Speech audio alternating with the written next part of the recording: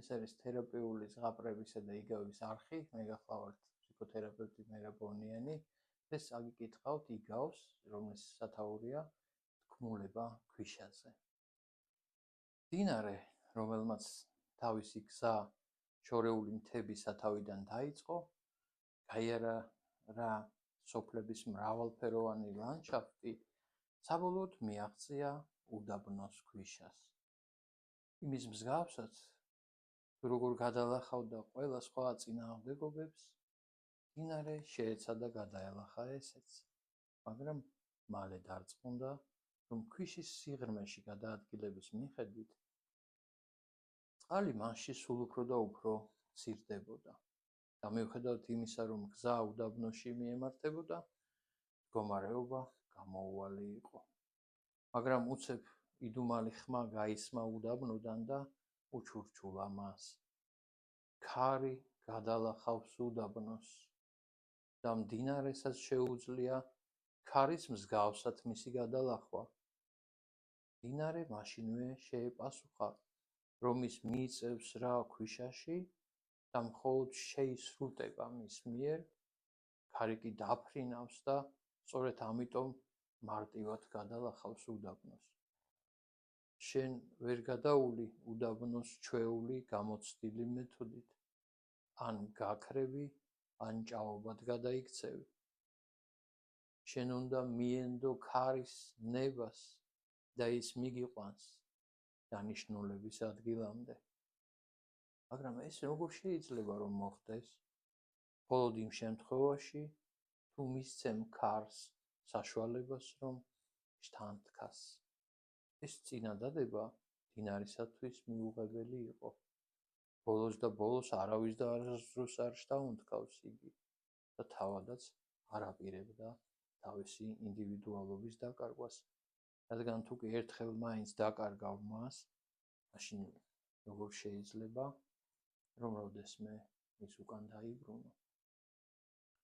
ქარი, ანაგრძობდა ქვიშა, სწორედ ამითაა დაკავებული. ის აიტაცებს წყალს, გადაუქროლებს უდაბნოს და მერე კვლავ დაბლა დაუშვებს მას წვიმის სახით და წყალი ისევ მდინარეთ იქცევა. მაგრამ ამის გადამოწმება როგორ შევძლო? ეს ასია და თუ კი ამისი არ გჯერავს, ვერანაირად ვერ შეძლებ რომ გახდე რაიმე სხვა, გარდა დამპაყებული გუბისა და თავად ამაზეც კი უამრავი წელი და დრო დაიკარგება. მაგრამ ეს სამეთანხმები, რომ სულაც არ არის იგივე, რომ იყო მდინარე. მაგრამ როგორ შევძლებ, რომ კვლავ ისეთი დავრჩე, როგორიც ახლა ვარ? ვერც ერთ და ვერც მეორე შემთხვევაში შენ ვერ შეძლებ, რომ ისეთივე დარჩე, პასუხობდა ჩურჩული. გადაუქროლო და კვლავ მდინარეთ დარჩე. ეს შენი არსია. და თავად შენი არსებობის ამჟამინდელ ფორმას მხოლოდ იმიტომ აღიქვავ საკუთარ თავად, რომ არ იცი თუ რომელი ნაწილია შენში არსებითი. ამ სიტყვების პასუხად მდინარის ფიქრებში რაღაც შეიცრა. მან ბუნდოვნად გაიხსენა მდგომარეობა, რომელშიც თავად იყო ის მისი რომელიღაც ნაწილი. მაგრამ ასია კი ყოველივე. რა არის ეს? თუმცა კი ეს არ არის ყოველთვის თვალსაჩინო, მაგრამ სავსებით რეალურად შესრულებადი რამაა და მდინარე სრულად მიეცა და ბოლომდე მიენდო ქარის მეგობრულ ჩახუტებას. სულ უკეთ და ნაზად რომ აიტაცა ის და გააქროლა შორს მრავალ კილომეტრზე.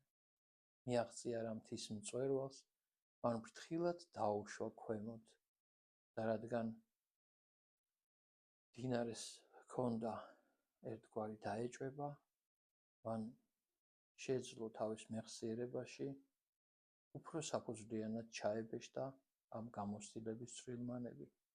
დიახ, ახლა მე გავიგე ჩემი ნამდვილი არსი, ფიქრობდა მდინარე. მდინარე შეიმეცნებდა, ქვიშები კი ჩურჩულებდნენ. ჩვენ ვიცით ეს, რადგან ყოველ დღე ეს ჩვენს თვალწინ ხდება, რადგან სწორედ ჩვენგან, ქვიშებისაგან შედგება მთელი გზა მდინარის ნაპირებიდან მოყოლებული თამდე. და ის სწორედ ამიტომ ამბობენ, რომ ის გზა, რომლითაც უნდა მოედინებოდეს სიცოცხლის ნაკადი თავის მოგზაურობაში, მოედინება რა უწყვეტად, სწორედ ქვიშაშია ჩაწერილი. შეიძლება გამოგვეხმაურეთ ამ იგავის თაობაზე, საინტერესო იქნება თქვენი შეხმიანება. მოიწეროთ და გააზიაროთ.